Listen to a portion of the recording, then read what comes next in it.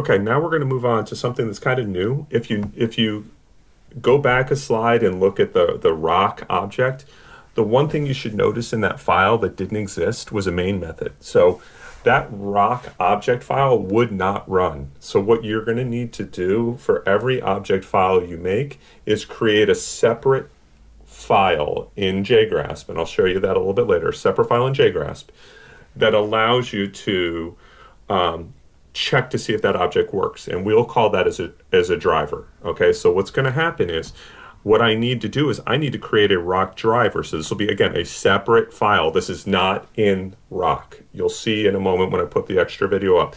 This is not in rock. What you need to do is you need to have a main method in your driver, and usually your driver file is only a main method, that just tests to make sure that your object file works. So if you look here, I have a main method that has two lines. One says rock Carol equals new rock. I created a rock named Carol. It's a default rock, so it's, I believe it was gray in 2.5.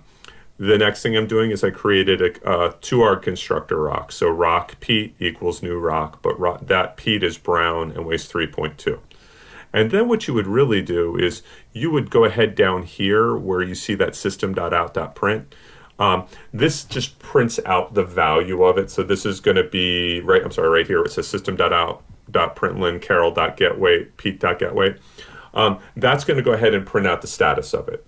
So that's where we use our accessor method. So this is how you check something. So again, I'm going to show you this inside of JGrasp, and hopefully that'll make sense to you. So again, you will be making one file that is public class rock.